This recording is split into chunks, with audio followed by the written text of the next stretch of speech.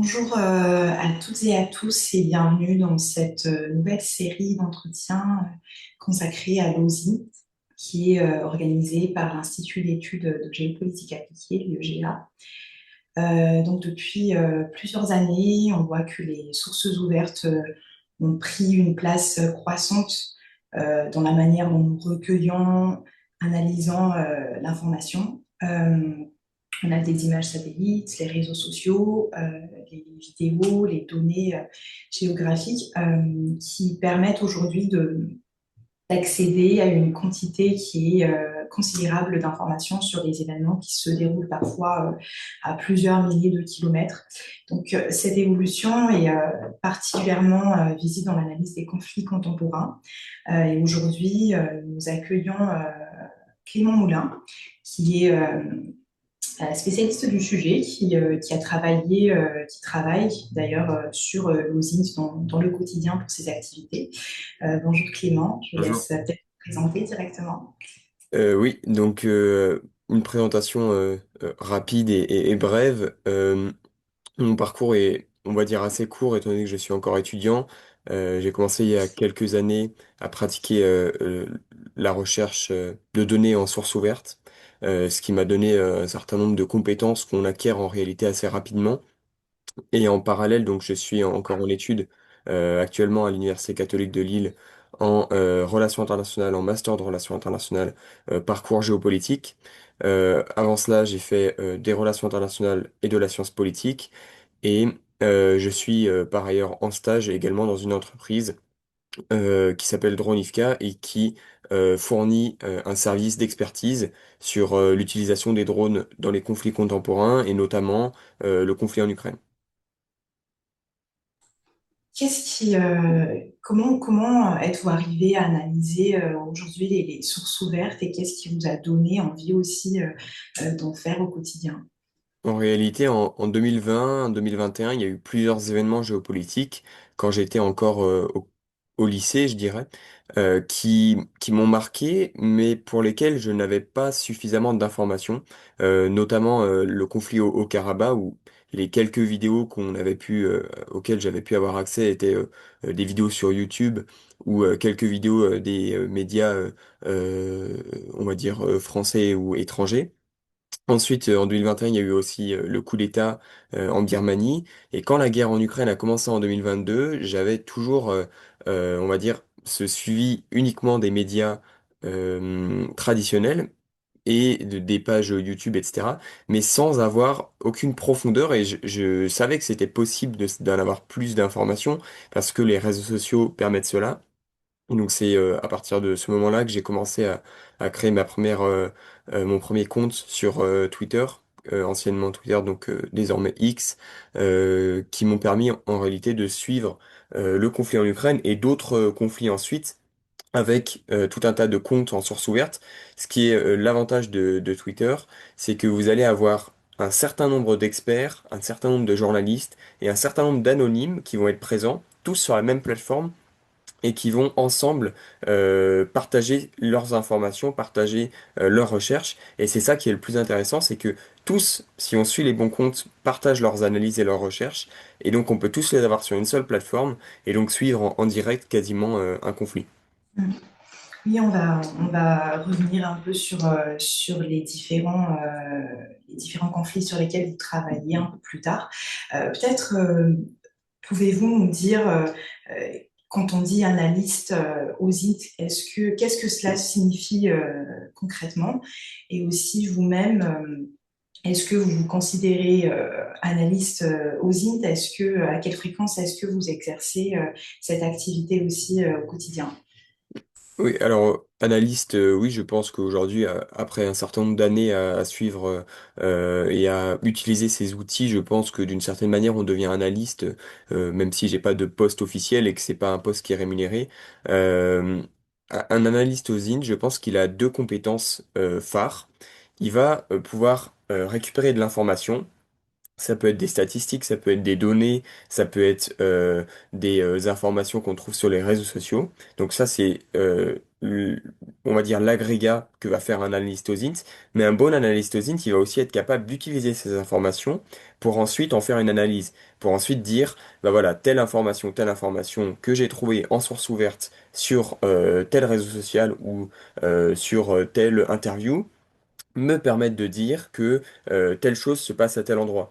Et ça, c'est ce qui est, je pense, le plus important, c'est de pouvoir coupler à la fois les informations et l'analyse. Sinon, on n'est pas un analyste OSINT, on est juste un nosinter, comme on peut les appeler. C'est des, voilà, des gens qui vont juste localiser des vidéos ou qui vont suivre des personnes. Ou alors on est juste un analyste qui va lui faire un travail. Il va récupérer juste les données qui existent et faire une analyse dessus. Un analyste zine qui va faire les deux. Et je pense que c'est ça qui est le plus intéressant. À l'heure actuelle, je passe plusieurs heures par jour dessus. Alors évidemment, dans le cadre de mon stage, c'est un stage qui est très fortement marqué par l'OSINT. Donc je passe énormément de temps dessus vis-à-vis de ce stage. Et ce qui me permet également de pouvoir approfondir le travail que je faisais déjà auparavant. On va dire que dans une période, on va dire, traditionnelle d'école, je passe 5 à 6 heures en moyenne par jour à faire des recherches, des analyses, etc. En fonction de, aussi des jours, en fonction de l'actualité et de l'emploi du temps que je peux avoir. Ensuite, je pense qu'il est assez intéressant de peut-être d'expliquer très brièvement le losing parce que je pense que c'est un terme qui est souvent méconnu et qui est très très large. Euh, il y a différents types d'OSINT. L'OSINT, c'est un terme anglais, Open Source Intelligence, mais c'est un terme qui peut avoir différentes variations. On a par exemple le LUMINT, c'est l'intelligence humaine. On va avoir le GEOINT, c'est l'intelligence géographique, on va dire la géolocalisation.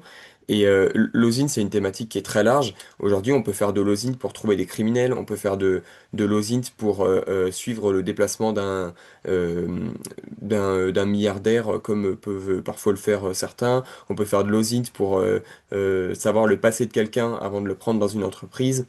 On peut faire de l'OSINT pour à peu près tout ce qui est possible de faire. Et aujourd'hui, même intrinsèquement, les gens font de l'OSINT. Par exemple, quand quelqu'un va aller sur le compte Instagram de son ami pour voir à qui il est abonné, qui est-ce qu'il suit, etc., c'est de manière indirecte, c'est de l'OSINT. Et donc, c'est un domaine qui est très large, qui est une pratique qui aujourd'hui est de plus en plus utilisée par les journalistes, mais aussi par les analystes, les militaires, le renseignement notamment, et qui est pas vraiment codée. Donc, c'est une pratique qui est très large. Je pense que c'est important justement que vous expliquiez un peu la définition de l'OSINT dans une ère de désinformation, aussi de surinformation. Comment est-ce que on passe une masse considérable d'informations disponibles en ligne, comme vous l'avez dit tout à l'heure, à une information qui est réellement exploitable? C'est ça souvent le plus compliqué, c'est que vous allez avoir évidemment les États belligérants, par exemple dans un conflit, qui vont faire en sorte de brouiller les pistes. Vous avez des milliers d'analystes OSINT qui vont dire des choses euh, tout et son contraire. Donc c'est assez difficile de démêler le vrai du faux dans ces déclarations. Ce qui est le plus important, je pense déjà, c'est quelque chose que tout bon journaliste ferait, c'est de savoir démêler, savoir différencier le vrai du faux et quelles sont les bonnes sources et quelles sont les mauvaises sources. À partir du moment où vous savez que tel compte, il est fiable, parce qu'il a déjà donné des informations à plusieurs reprises qui étaient voilà, très fiables et qu'il se trompe rarement, vous pouvez dire, bah, voilà, ce compte il est plus ou moins fiable, cette personne est plus ou moins fiable. C'est un peu comme le journaliste et les sources, il va faire en sorte d'avoir des sources fiables, des sources un peu moins fiables, et ensuite à partir de ça, il va rassembler et voir quel est un peu le juste milieu dans son analyse et dans ses recherches. Là, c'est à peu près la même chose, évidemment. C'est souvent un peu compliqué parce que vous allez avoir euh, des tentatives de, voilà, de modifier le résultat de l'OSINT. Là, l'actualité, c'est dans le conflit entre l'Ukraine et la Russie, c'est les drapeaux.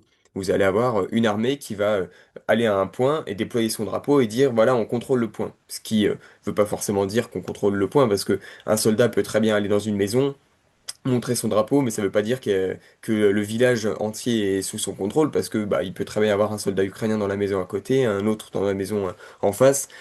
Donc c'est une question de trafic de l'information qui fonctionne et que les Ukrainiens et les Russes utilisent. On voit aussi des vidéos faites avec l'IA, on voit et ça on l'a vu beaucoup sur le conflit au Moyen-Orient. L'Iran bombardant Israël, on a vu énormément de vidéos, soit faites avec l'IA, soit des vidéos qui venaient d'avant l'année dernière, soit des vidéos qui étaient hors contexte pour illustrer la même chose. Et ensuite, bah, voilà, c'est ça qui est le plus important, essayer de dire, bah voilà, cette information, elle est juste et celle-ci, bah, elle ne l'est pas. Vous produisez aussi des cartographies dans le cadre de vos activités. Il s'agit d'une compétence qui est quand même assez technique. Comment est-ce que vous avez appris cela? Et aussi, qu'est-ce qu'une carte permet de montrer qu'un texte ou bien une image ne permettrait pas nécessairement de comprendre? Je pense que la carte est un outil qui est beaucoup trop sous-évalué. Le nombre de rapports que je peux lire ou sur lesquels je peux tomber où il n'y a pas de carte. Et je trouve ça presque affligeant parce que la carte, elle change tout quasiment dans un rapport. Si vous avez une carte en première page ou en deuxième page, le lecteur, il va être, il va regarder la carte, il va essayer de comprendre, il va avoir tout de suite en tête quels sont les principaux points du rapport. Et ensuite, le rapport pourra développer plus en profondeur les informations. Une bonne carte, elle permet de résumer les informations qui peuvent être écrites. Et c'est comme ça que j'ai commencé à faire de la cartographie. Alors, au départ, c'était de manière tout à fait amateur, en utilisant Paint ou Google Earth. Donc, c'était vraiment des cartes basiques. Désormais, je suis plutôt sur QGIS. Donc, c'est une application sur ordinateur qui est assez avancé pour pouvoir faire des cartes beaucoup plus développées avec des informations géographiques vraiment précises, ce qui permet d'avoir, on va dire, une base cartographique quasi quotidienne. À chaque fois que je poste quelque chose, quasiment aujourd'hui, il y a une carte. Parce que je pense que la carte permet de montrer ce qu'on pourrait pas dire par le texte. D'autant que sur X, Twitter, les textes sont vraiment limités en termes de taille, donc une carte permet de montrer beaucoup plus de choses qu'un texte pourrait le montrer. Euh, Également, faire des cartes, ça permet aussi de situer. Un lecteur va pouvoir comprendre, ah, on parle de telle zone géographique, alors tout le monde ne sait pas lire une carte. Et je pense que c'est dommage, mais il y a encore beaucoup de choses à faire avec les cartes. Et puis euh, personnellement, je suis un passionné de cartes, donc évidemment, cartes de la Seconde Guerre mondiale, cartes historiques, c'est quelque chose que j'apprécie particulièrement. Mais j'apprécie également regarder les cartes contemporaines, des atlas de géopolitique. Et je pense que ça permet d'amener une vision plus réelle de la situation, plus qu'un texte. Oui, tout à fait. Et d'ailleurs, justement, il y a de plus en plus de personnes qui utilisent ces cartes et qui, euh, et qui apprennent eux-mêmes, comme vous aussi, j'imagine, comment faire des cartes. Justement, en revenant un peu sur le métier de l'analyse de l'OSINT, comment est-ce que les métiers en lien avec l'analyse de l'OSINT ont-ils évolué ces dernières années? Hmm. Alors, déjà, l'OSINT, comme je l'ai dit, il est utilisé plus ou moins partout. Donc, aujourd'hui, il est utilisé évidemment par les pouvoirs publics, notamment le renseignement. Le renseignement, aujourd'hui, 80 à 90% du renseignement qu'ils vont collecter, c'est de l'OSINT. Alors, c'est pas le même type d'OSINT que un OSINTeur dans son coin va faire, parce qu'évidemment, ils vont avoir accès à des moyens et des moyens de recherche beaucoup plus poussés. Mais c'est aussi de l'OSINT, ils vont aussi aller checker les réseaux sociaux, ils vont aussi aller suivre ce qui se passe sur les vidéos, localiser des vidéos, suivre les images satellites, donc c'est aussi de l'OSINT. Les armées font plus ou moins la même chose. Le ministère des Affaires étrangères fait aussi de l'OSINT. Donc rien que dans ce côté pouvoir public, renseignement militaire, affaires étrangères, il y a beaucoup d'OSINT. Ensuite, les entreprises privées, elles demandent beaucoup de rapports qui utilisent l'OSINT. Par exemple, Prenons l'exemple de Total qui s'installe au Mozambique. Ils ont besoin d'avoir des analyses qui vont suivre en temps réel les combats et les attaques terroristes dans la région de Palma au Mozambique pour voir si leur emprise gazière est menacée ou non. Donc c'est une demande qui est constante. Ensuite, même pour des petites entreprises, qui vont travailler dans le secteur militaire ou non d'ailleurs, l'OSINT va être utile. Et comme je l'ai dit, l'OSINT, ça peut commencer à partir du moment où le patron qui veut recruter un employé, il va aller faire pendant une heure un tour sur les réseaux sociaux, chercher le nom de la personne pour voir un peu s'il a une réputation, si c'est quelqu'un dont on dit du bien ou du mal. Bah, ça, c'est de l'OSINT. Et, qu'est-ce que les sources ouvertes permettent réellement de savoir sur un conflit que l'on ne pouvait pas savoir peut-être il y a encore 20 ans? Et à l'inverse, qu'est-ce que l'OSINT ne permet pas de voir aussi? Alors, l'OSINT ne peut pas tout voir. Évidemment, c'est pas du renseignement, mais je suis de l'avis que avec l'OSINT, on peut avoir énormément d'informations au point de rivaliser avec certains services de renseignement. Il est assez probable que certains services de renseignement de pays, on va dire de seconde main, on va dire de plus petits pays qui ont des services de renseignement avec beaucoup moins de financement, ils ont probablement autant d'informations que certains OSINTers sur le conflit en Ukraine, par exemple. Donc l'OSINT, ça permet de voir énormément de choses.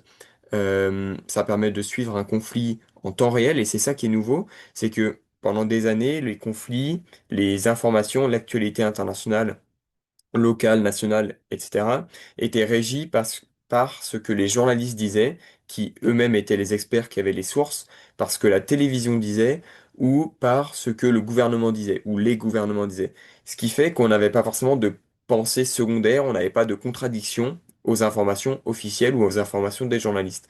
À l'heure actuelle, avec les réseaux sociaux, on va avoir une contradiction directe de ce qui peut être dit par tel gouvernement ou par tel journaliste à partir de l'OSINT et des réseaux sociaux. Je donnerai un exemple assez frappant, je trouve. C'est le conflit au Moyen-Orient ces dernières semaines, quand l'Iran a frappé des bases américaines au Moyen-Orient. Si on n'avait pas eu les vidéos prises par les habitants du Bahreïn ou du Qatar, peut-être qu'on n'aurait jamais su l'ampleur des frappes iraniennes. On n'aurait jamais su que certains systèmes de défense aérienne américains ont été détruits dans les frappes iraniennes. Donc c'est ce type d'information dont habituellement c'est le renseignement qui aurait accès, qui aujourd'hui est accessible pour tout le monde et de manière ouverte, sans qu'on puisse manipuler l'information, ou alors on peut la manipuler, mais il va y avoir des gens qui vont se rendre compte de cette manipulation. Et donc c'est ça la nouveauté avec l'OSINT, c'est cette libéralisation, entre guillemets, de l'information relative au conflit. Et donc ça permet une couverture et un suivi beaucoup plus poussé des conflits. Je pense par exemple euh, à Gaza, où on a eu énormément de vidéos et d'images satellites qui ont permis de voir l'ampleur de la destruction de la bande de Gaza, de l'ampleur des pertes civiles ou des combats militaires, ce qu'on n'aurait pas forcément pu voir avec les quelques journalistes qui sont présents là-bas. Si on prend l'exemple de la guerre d'Ukraine, un conflit sur lequel vous avez beaucoup travaillé, qu'est-ce que l'OSINT nous a permis de comprendre sur cette guerre que nous aurions aussi eu davantage de difficultés à documenter auparavant? Déjà, je pense que l'osine sur le conflit en Ukraine est le plus poussé de tous parce que vous avez des milliers de gens, souvent anonymes, qui vont faire un travail quotidien de recherche d'informations, ce qui fait qu'on a aujourd'hui on va dire une cartographie qui est très précise du front. On a des centaines de vidéos qui sont géolocalisées tous les jours. On a des milliers de données qui sont collectées, ce qui permet d'avoir beaucoup d'informations sur le conflit. Euh, Aujourd'hui, je dirais que l'OSINT permet de savoir à peu près tout ce qui est possible de savoir, on va dire en source ouverte, donc les déplacements d'unités militaires, les offensives, les pertes militaires plus ou moins. On a des projets, par exemple, à la fois ukrainiens et à la fois russes, qui vont compter les pertes militaires. À partir des noms, à partir des posts qui vont être faits sur les réseaux sociaux, sur Facebook, etc. Ce qui permet d'avoir beaucoup d'informations. Il y a un exemple que je donnerais qui, je trouve, est assez pertinent pour comprendre l'ampleur de l'OSINT. Vous allez prendre 5 minutes en allant sur une page d'une unité ukrainienne quelconque, unité militaire, sur Instagram ou sur Facebook. Vous allez sur l'unité, vous allez dans les abonnés et puis vous allez tomber forcément assez rapidement sur des soldats de cette unité qui suivent le compte Instagram de l'unité. Certains de ces comptes Instagram vont être ouverts, donc vous allez pouvoir voir, ils ont posté des stories récentes. Ah bah voilà, tiens, tel soldat a posté une story, il était à Kramatorsk dans le Donbass. Donc ça suggère que il y a au moins un soldat de l'unité qui est présent dans cette zone. Ensuite, on va continuer, on va tomber sur 2, 3, 4 soldats qui ont posté récemment depuis cette même ville, ce qui nous permet de dire, bah, cette unité, on pensait qu'elle était dans le sud de l'Ukraine, mais en fait pas du tout. Elle est à Kramatorsk. Et ensuite, on va aller voir par exemple sur Facebook, on va faire des recherches en lien avec cette unité et tomber sur, ah bah voilà, il y a 3 soldats qui ont disparu récemment. euh, En allant par exemple, je sais pas, sur le profil des femmes des soldats qui ont disparu, donc ce qui montre qu'ils ont eu des pertes au combat récemment. Donc c'est des informations, alors évidemment assez fouillées, mais qui sont accessibles par tout le monde, et ça on peut le faire de manière complète tous les jours, ce qui permet d'avoir beaucoup d'informations, et quand beaucoup de monde fait ça, on a au final une information assez structurée. Et vous avez parlé tout à l'heure de vidéos et d'images qui sont diffusées pendant les conflits. Dans quelle mesure est-ce que ces vidéos et ces images diffusées sur les réseaux sont peut-être devenues des sources essentielles pour comprendre le conflit et aussi avec l'ampleur de l'IA, comment différencier le vrai du faux?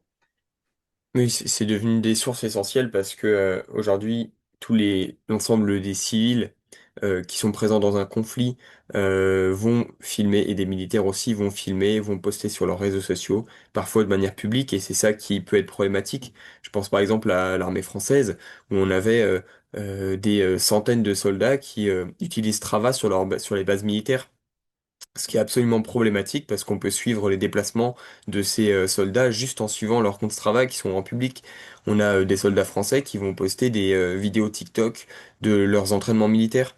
Donc c'est aussi un problème en termes de sécurité opérationnelle pour n'importe quel pays étranger, en quelques minutes, ils peuvent avoir un certain nombre d'informations. Ça permet aussi bah voilà, de les contacter derrière, de pouvoir avoir aussi des infiltrés dans les armées ou dans les services de renseignement qui sont, on va dire, quelque peu problématiques. Pour les conflits, c'est assez intéressant parce que aujourd'hui, tous les conflits du monde sont plus ou moins à proximité et dans des territoires où il y a accès à Internet et où il y a accès au téléphone portable. Et le réflexe de l'humain, quand il y a une explosion, quand il y a une bataille, c'est de filmer. Et il y a toujours des vidéos qui vont ensuite être postées.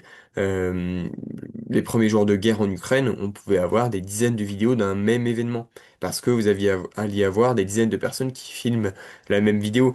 On a des exemples où on peut suivre en temps réel, on peut reconstituer après le déplacement de tels chars entre la Crimée et le sud de l'Ukraine parce que on a eu des vidéos tout du long quasiment avec des civils ou alors un militaire qui filme ou ce qui permet d'avoir une information vraiment structurée sur un petit détail.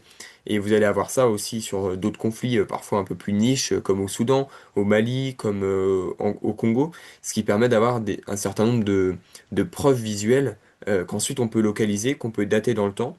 Exemple, si une vidéo est filmée dans un champ, en utilisant des images satellites récentes, comme Copernicus, c'est les satellites européens, qui permettent d'avoir des images tous les 2, 3 jours au-dessus d'une zone. Alors c'est pas une précision comme Google Earth, mais c'est quand même assez visible. Et ben on peut reconnaître si ils ont menti sur la date ou si c'est vraiment ça a été filmé il y a 2, 3 jours. Euh, donc évidemment c'est un outil qui est très puissant, qui permet de savoir beaucoup de choses. Derrière, il y a l'arrivée de l'IA qui pose problème, mais pour le moment, on arrive à déceler les erreurs de l'IA, notamment parce que, par exemple, sur les vidéos des drapeaux, on a le soldat qui disparaît au moment où le dézoom de la vidéo se fait. On a parfois des bugs dans le drapeau. On a des maisons qui apparaissent alors qu'il ne devrait pas y avoir de maison. On a vu ce genre de vidéo aussi sur le conflit au Moyen-Orient où c'était des vidéos de jeux vidéo. Donc, pour le moment, c'est possible de voir. Après, dans un certain nombre d'années, on va dire, ça risque d'être beaucoup plus difficile, mais il y aura toujours des outils pour comprendre que c'est ou non une fausse vidéo. La Russie et l'Ukraine utilisent elles-mêmes massivement l'information comme outil de guerre. Comment est-ce que l'analyste OSINT peut-il éviter de devenir involontairement un relais de propagande, on va dire? Bah, c'est exactement on va dire le challenge pour les analystes, c'est d'éviter de tomber dans la propagande de tel ou tel gouvernement, parce que forcément, ils vont publier que les vidéos qu'ils souhaitent publier, et donc, à partir de ces informations incomplètes auxquelles on va avoir accès, il est impossible de pouvoir avoir une analyse qui est parfaite. Donc, si on suit exactement ce que dit le gouvernement russe, on se rend compte que les cartes que eux publient et que leur chaîne Telegram associée publie, elles sont très différentes des cartes que l'armée ukrainienne ou que des analystes indépendants vont publier. Donc c'est un exemple par rapport à ça, c'est la différence entre ce qui va être publié par la propagande et ce qui est la réalité du terrain. Donc c'est pour ça qu'il est aussi assez intéressant d'avoir des sources de terrain aussi quand on suit un conflit. Euh, en quelques années, il est possible d'avoir un réseau, on va dire, de sources qui est aussi impressionnant que celui d'un espion. On va avoir, il est possible d'avoir des dizaines de soldats avec qui on parle de différentes unités de différents camps aussi pour avoir une information sur le même champ de bataille, ce qui permet derrière aussi d'avoir, on va dire, d'égaliser un peu ce côté propagande qui est assez compliqué à gérer, notamment parce que il est aussi présent dans les médias en France. Par exemple, quand sur le conflit en Ukraine, les médias français, je pense notamment, s'appuient sur une seule et unique source américaine, donc nommément l'Institut de l'étude de la guerre, qui est, on va dire, la source unique de quasiment de l'ensemble des médias français, bah, c'est un peu problématique parce qu'ils ont aucune contrebalance par rapport à cette source qui elle-même est pour ma part, je les critique régulièrement. Je pense que c'est une source qui est critiquable et que leur travail mérite d'être critiqué et qu'il soit vu comme la source une et unique par les médias, bah, c'est problématique parce que derrière, ça cache aussi toutes les autres informations et les autres analyses qu'il pourrait y avoir. Hum, L'OSINT, est-ce que il peut réellement rivaliser avec le renseignement traditionnel? Vous l'avez peut-être déjà mentionné un peu tout à l'heure. Est-ce qu'ils ne pourront pas être complémentaires? Qu'en pensez-vous? Je pense qu'en fait, ils sont complémentaires parce qu'aujourd'hui, bah, ils sont complémentaires, mais que dans un sens. Parce que le renseignement, on va dire les services de renseignement, ne donnent aucune information à l'OSINT. Par contre, ils se gênent absolument pas pour piocher des centaines d'informations dans le travail que font les OSINTers. Ça, c'est certain. Sur le conflit en Ukraine, il faut comprendre le retard, je pense, qu'ont les services de renseignement sur l'information, sur la précision des informations. Ils ont du mal à avoir certaines informations et ils essayent de les récupérer en voyant ce que font un peu les chercheurs en OSINT. Donc, ils ont forcément leurs sources, ils ont quelques infiltrés parfois. En plus, en Europe, il y a la chance d'avoir certain nombre de services de renseignement, donc ce qui fait qu'ils sont complémentaires les uns avec les autres et donc ils se partagent aussi un certain nombre d'informations. Mais on va dire de manière générale qu'il manque parfois d'informations et que le travail des auditeurs permet de combler ce manque qu'ils vont donc utiliser. Donc c'est complémentaire. Quel est, selon vous, aujourd'hui le principal risque pour l'OSINT aujourd'hui, mais aussi dans le futur? Hmm, je dirais l'intelligence artificielle parce que ça va fausser forcément des analyses. Euh, je pense que l'OSINT a un très bel avenir parce que c'est, on va dire, la voie à suivre et ça va être de plus en plus utilisé. Aujourd'hui, on voit très bien que des analystes derrière leur ordinateur qui ont 20 ans, parce que ce qu'il faut bien comprendre, c'est que la plupart des analystes OSINT sont très jeunes. Je connais beaucoup de comptes plutôt étrangers, mais aussi des Français qui ont entre 16 et 22 ans. Donc c'est des gens qui sont très jeunes et qui vont rivaliser dans la recherche d'informations avec des journalistes qui ont un réseau qui ont beaucoup plus d'informations, on va dire, de base. Et derrière, il y a aussi ce côté, une certaine rivalité qui se crée entre ceux qui vont avoir un compte sur les réseaux sociaux et qui vont avoir donc une influence, parce que quand on a 100 000 abonnés sur X, on a une certaine influence auprès des politiques, auprès des diplomates. Et voilà, il faut faire attention aussi à ce qu'on dit pour pas fausser aussi les analyses derrière. On a quasiment autant d'influence en faisant 500 000 vues sur X qu'en faisant un article qui va être lu par 1000 personnes. Donc, vous voyez que et c'est aussi un risque, je pense, c'est d'avoir un peu une conflictualisation de l'intelligence open source. Très bien. Merci beaucoup Clément Merci. pour cet échange, pour ces éclairages sur votre métier, l'utilisation des sources ouvertes aussi dans votre quotidien. Merci également aux personnes qui suivent cet entretien. Je vous rappelle que cet entretien a été dans une série d'entretiens consacrés à l'OSINT. Donc avec Clément, aujourd'hui, on a vu que l'OSINT ne consiste pas simplement à trouver une information sur Internet, il faut aussi savoir identifier les bonnes sources, il faut aussi les croiser, les contextualiser, vérifier aussi leur fiabilité et surtout lorsqu'on les utilise pour l'analyse des conflits contemporains. Donc, ça nous a appris beaucoup de choses. Merci beaucoup, Clément Merci. Moulin. Et pour ceux qui sont intéressés par l'OSINT, nous avons une formation sur l'OSINT et la géopolitique, méthode et pratique, qui va commencer le 21 septembre jusqu'au 23 octobre. Donc, vous trouverez toutes les informations en description. Merci beaucoup. Au revoir.